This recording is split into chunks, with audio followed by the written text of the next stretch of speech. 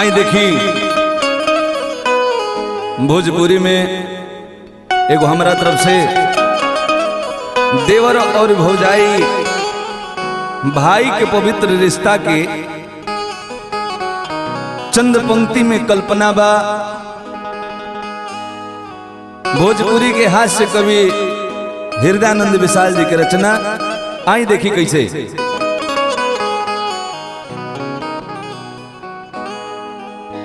कि जब जब देखीला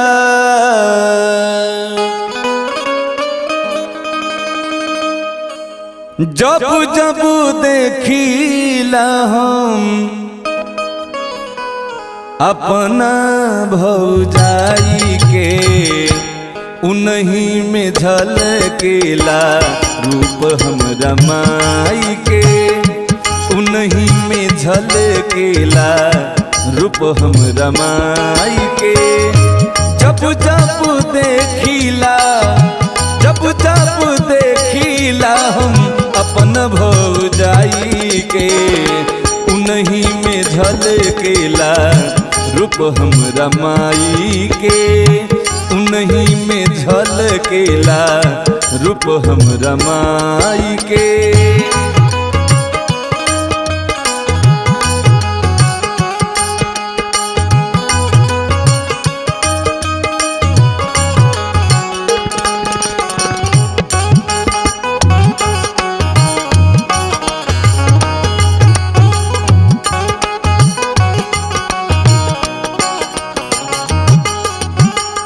भौजी हमार हई सनहिया के सागर उजड़ल बगिया के कैली उजागर।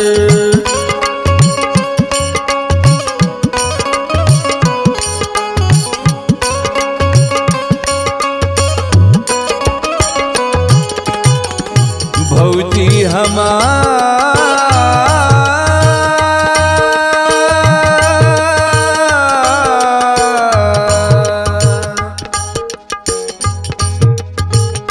भौजी हमार हई सनहिया के सागर उजड़ल बगिया के कैली उजागर। दुखवा प्यार से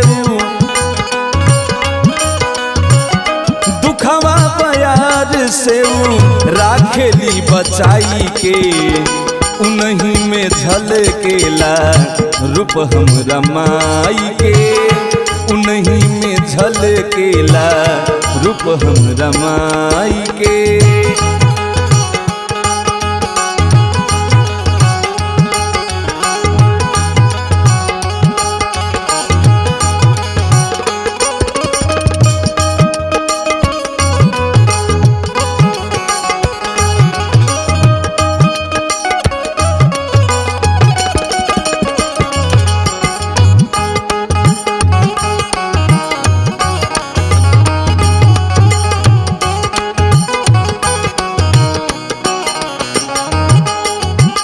लड़का कैसे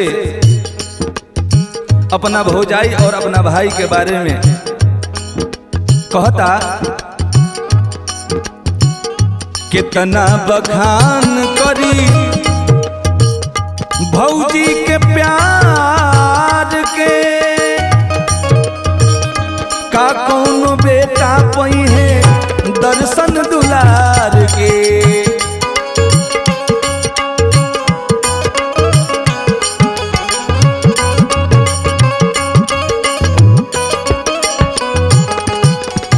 कितना बखान करी भौजी के प्यार के का कौनो बेटा पई है दर्शन दुलार के।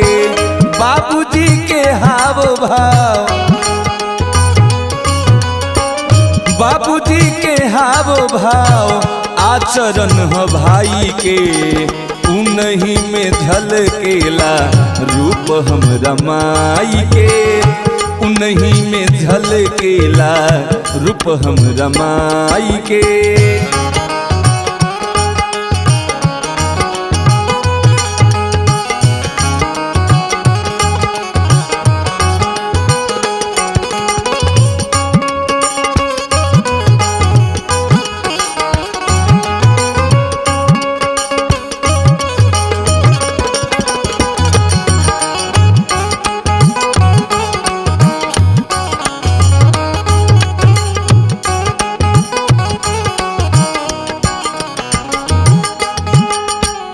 दया विशाल हो भूला मोती जई हो माई जैसन भौजी के दर्जा बढ़ई हो।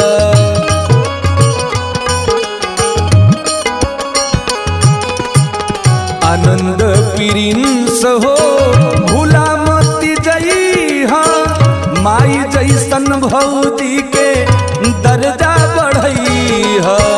गुड गुलशन हो